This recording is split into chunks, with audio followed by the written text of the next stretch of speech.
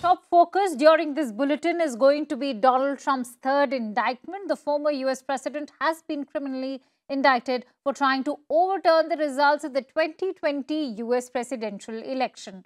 The indictment was filed by special counsel Jack Smith on Tuesday, and former President Trump was indicted on 4 counts. They include count of conspiracy to defraud the US, conspiracy against rights, conspiracy to obstruct an official proceeding, and obstructing an official proceeding. Now, this spells even more trouble for the Republican frontrunner just ahead of the 2024 presidential elections. Now, these charges signify an extraordinary moment in US history. We will be delving deeper into why this is such an extraordinary moment. But let me also point out that in Georgia too, a county district attorney is expected to announce charging decisions this month over efforts by Donald Trump and his allies to overturn his 2020 election loss in the state. But in the meanwhile, what you can see on the screen is Donald Trump's third indictment. But what are the other cases as well that he faces? Because remember, the indictment on Tuesday is only adding to his already existing legal woes. What sort of impact will they have on Donald Trump's presidency plans? And more than that, the upcoming US presidential election. We'll delve deeper. But before that, here's a quick look at the report. Today, an indictment was unsealed. U.S. Special Counsel Jack Smith announced the third indictment against Donald Trump in 4 months on Tuesday, this time arising from the former president's efforts to overturn his 2020 election defeat, which Smith said fueled the January 6th assault on the U.S. Capitol. The attack on our nation's capital on January 6th, 2021, was an unprecedented assault on the seat of American democracy. As described in the indictment, it was fueled by lies. Lies by the defendant targeted at obstructing a bedrock function of the U.S. government, the nation's process of collecting, counting, and certifying the results of the presidential election. The men and women of law enforcement who defended the U.S. Capitol on January 6th are heroes. They are patriots and they are the very best of us. They did not just defend a building or the people sheltering in it. They put their lives on the line to defend who we are as a country and as a people. The 4-count indictment alleges Trump conspired to defraud the United States by preventing Congress from certifying President Joe Biden's victory and to deprive voters of their right to a fair election. You don't concede when there's theft involved. Prosecutors wrote that Trump knew his claims that the election was stolen were false, but repeated them anyway to, quote, create an intense national atmosphere of mistrust and anger and erode public faith in the administration of the election. Meanwhile, Trump leads a crowded field of Republican candidates as he campaigns to regain the presidency in 2024. In a statement, the Trump campaign said he has always followed the law and characterized the indictment as a political persecution reminiscent of Nazi Germany. Our investigation of other individuals continues. The grand jury indictment also alleges Trump conspired with 6 other individuals to overturn the 2020 election results. The co-conspirators were not named, but one of them appeared to describe former Justice Department official Jeffrey Clark, the former head of the Civil Division who tried to get himself installed as Attorney General so he could launch voter fraud investigations in Georgia and other swing states. Another alleged co-conspirator appeared to describe Attorney John Eastman, who erroneously suggested that Vice President Mike Pence could object to certifying the election results. It all adds to the growing pile of legal woes Trump faces. Tuesday's indictment represented a second round of federal charges by Smith, who announced a separate 37-count indictment against Trump in July over his retention of classified documents. In March, Trump was indicted in New York over allegations he falsified business records related to a hush money payment to porn star Stormy Daniels. He has pleaded not guilty in both of those cases and has sought to portray the multiple prosecutions against him as part of a politically motivated witch hunt. Meanwhile, Trump faces a 4th criminal investigation by a county prosecutor in Georgia into accusations he sought to undo his 2020 election loss in that state. Trump was ordered to make an initial appearance in federal court in Washington over the special counsel's latest indictment on Thursday. On that note, let me quickly introduce my guests. I'm joined in by Laura Italiano, who's a senior correspondent at Insider. I'm also joined in by senior American journalist Ray Locker. Many thanks to you, Ray and Laura, for joining in. Laura, if I could take my first question from you, what in your observation stood out about this indictment compared to the previous ones? Well, some people are saying that unlike the prior federal indictment from just mere weeks ago, alleging that former President Trump retained highly classified documents at his properties, which he had no right to keep his hands on. Rather simple allegation. This case is a little complicated. There is a lot of evidence. 6 co-conspirators. Allegations of wrongdoing in 7 U.S. states where President Biden's win was very close. So a lot of moving parts, a lot of locations, a lot of witnesses. Absolutely. Ray, what in your observation stood out about this indictment? Also, do you think that this is going to be the most consequential indictment, and why so? Well, first of all, what stood out to me was something that wasn't in the indictment, and that was any mention of former White House Chief of Staff Mark Meadows, who was believed to be cooperating with Jack Smith and the prosecution team. And if that's true, that's a huge deal, and with major ramifications for Trump, because that means a key insider is cooperating with prosecutors. I think this is the most significant because we've never had anything like the January 6, 2021 revolt and the attack on the Capitol before. That was a clear attempt to disrupt the normal transfer of power after an election. We've never had that happen. It was unconscionable, and this is going to be a really pivotal case. All right. In fact, we have some significant reactions coming in from the U.S. Congress. Let me also play out those reactions before I quickly bring in my third guest, who's a Republican strategist, Amy Tarkanian. She'll also be joining in. But before that, let's quickly have a look at those reactions that have come in from the U.S. Congress. I don't think it's surprising. I think the committee laid out, and you'll remember this, Scott, we said time and time again, our focus was to seek the truth and to make sure that there's accountability. We also said very clearly that there were some tools that could be utilized only by the Department of Justice that were not available to us in our select committee. So we're appreciative of the work of the Department of Justice and their focus on staying true to finding the facts and holding people accountable. Their track record has been very solid when it comes to prosecutions, and we expect that the target letter and the work that the grand jury continues to do will meet that threshold of seeking the facts and holding people accountable, no matter where they are and no matter who they are. The American people are going to be furious. And what Jack Smith is doing is the weaponized government. And he's weaponizing the Department of Justice against President Trump in a complete lie about President Trump and January 6th. And it's outrageous. I can't believe our country has to endure this. And I'll be standing with President Trump the entire way. The question that I want to ask Jack Smith, is this the plan? Are they going to arrest President Trump, charge him with phony, fake charges, and then hold him in prison while he is winning the Republican primary, while he's going to win the general election in 2024? Is this where our country is now? Because it's an embarrassment on the world stage. If this is the direction America is going in, we are worse than Russia. We are worse than China. We are worse than some of the most corrupt third world countries, and this needs to end. It's an absolute lie, and every single time President Trump is proven innocent time and time and time again, and he'll be proven innocent again. He shouldn't have a trial related to the last indictment. This is ridiculous. The document hoax is nothing but a hoax, and now they're going to try to charge him with some kind of seditious conspiracy on January 6th. It's ridiculous. Saying march peacefully, go in peace to the Capitol, how is that seditious conspiracy? It's not.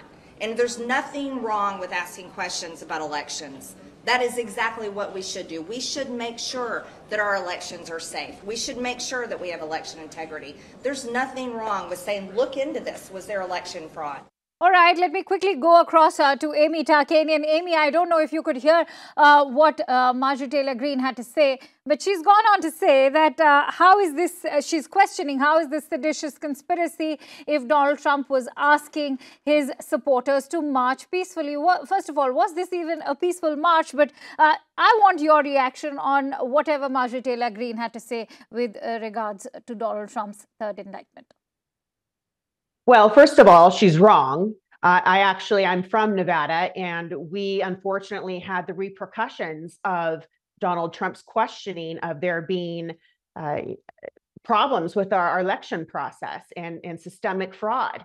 And we actually have people in our state party leadership, there were 6 of them, that were fake electors. And they also censored our former Secretary of State because she certified our election. So you're now seeing this pattern that's trickling down to the state level.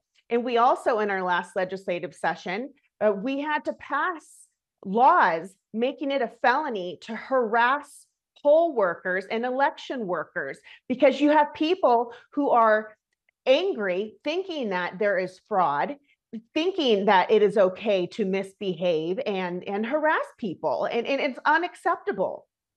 All right. In fact, let me also go across to Laura. Laura, now Donald Trump is expected to appear at the Washington Federal Court on Thursday.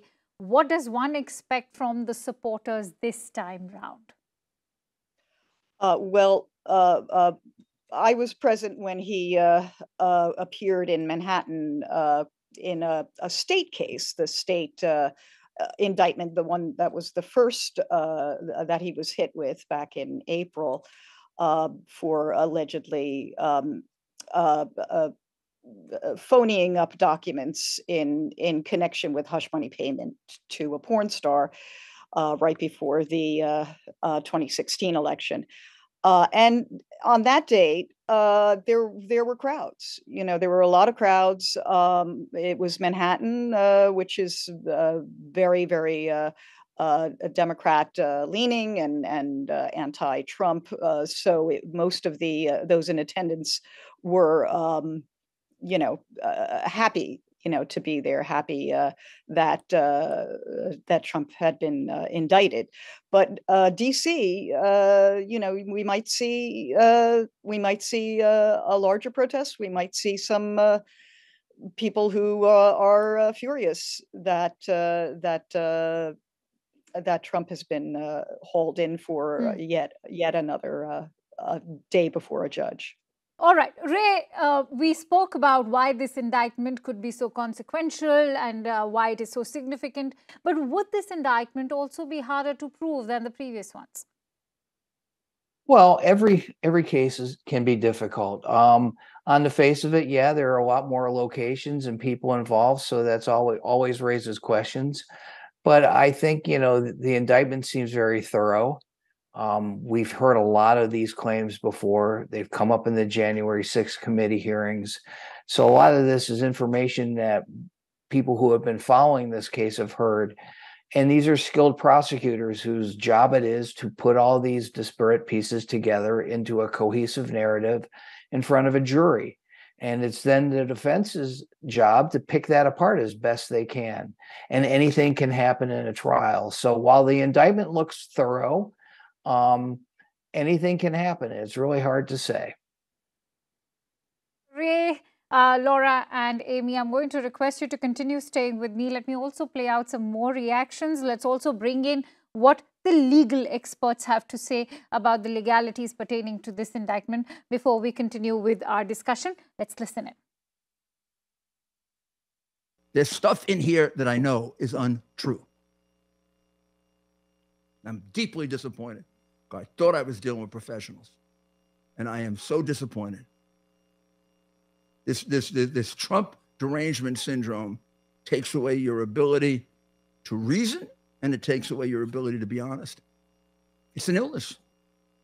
What they did here is an abomination that will live in history as one of the worst violations of free speech ever in the history of a country that used to value free speech more than any country on earth. We can't say that anymore. Immediately after the January 6th attack on our democracy, the career men and women of the Justice Department engaged in what has become the largest investigation in our history. In November last, I appointed Jack Smith, a special counsel, to take on the ongoing investigation in order to underline the department's commitment to accountability and independence. Mr. Smith and his team of experienced, principled career agents and prosecutors have followed the facts and the law wherever they lead. Any questions about this matter will have to be answered by the filings made in court. One thing is that, as the indictment stated at the outset, that it's not a crime to just lie. In other words, we have a First Amendment right to be protected in our speech, and particularly political speech is afforded the highest degree of protection. But the indictment shows that Trump was not just lying about election fraud, but he used those lies in order to try to subvert the will of the people and to actually overturn the results of a lawful election.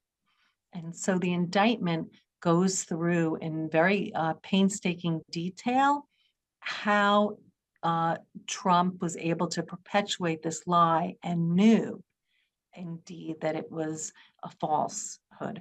And then to show how he systematically worked with other co-conspirators to try to perpetuate this lie. We go back to our guests now. Amy continues to be with us, so does Ray and Laura as well. Amy, many of the revelations of Tuesday's indictment include testimonies from close presidential aides. That includes new details about communications that Donald Trump had with Mike Pence.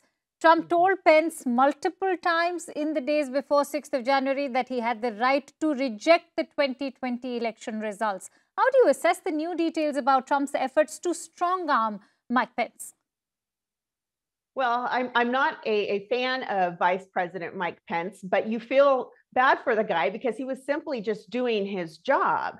And now that his notes have been released, his private notes, where he even called Donald Trump on Christmas to wish him a Merry Christmas, and quickly his response delved right into wanting him to not certify the election process. So it's coming to the forefront that he clearly was trying to stronghold people in leadership positions to not certify the election. Or even in the case of the Georgia Secretary of State, which he very well may find himself in a fourth indictment, where he told him, you need to find more votes, find me more votes. And then, as I mentioned, there were also the fake electors that were in 7 swing states that Joe Biden had won, and their job was to peddle the same rhetoric and to not certify the election. This is a pattern. This is not just a one-time deal that we're seeing now. Absolutely. Laura, would you not agree that the most shocking aspect, or rather one of the shocking aspects of this indictment, is the fact that they have testimonies of close presidential aides? It is amazing that Right, that's for Laura. That's for Laura. Yes, go ahead, Laura. Oh, I'm sorry. Yeah, right. And we did get a hint of that, a strong hint of that, back when the January 6th committee was televising its hearing with witness after witness, saying, then President Trump told me this, or I learned that then President Trump said the other thing. All of that. Especially if it goes to Trump knowing that he had lost the election, and then knowingly violating federal law to stay in power, then all of this witness testimony is going to be crucial to the prosecutors winning their case. The fact that he knew he lost and yet proceeded raising money, lobbying state leaders in the states where he narrowly lost, et cetera, to stay in power and subvert the will of the voters. His intent, his knowingness that he had actually lost is going to be key. You can't convict him without it. Otherwise, he will simply argue to a jury that, hey, I did all these things I'm accused of. I admit it, but I was just trying to stay in power because I felt that I had actually won. So. Right. Ray, let's talk about the recent NYT Siena poll, which shows that Biden and Donald Trump are tied. Is it not shocking that the criminal indictments have not really crippled Donald Trump's general election chances? No, not really. As a matter of fact, off-year election polls have often showed incumbent presidents trailing their main challengers.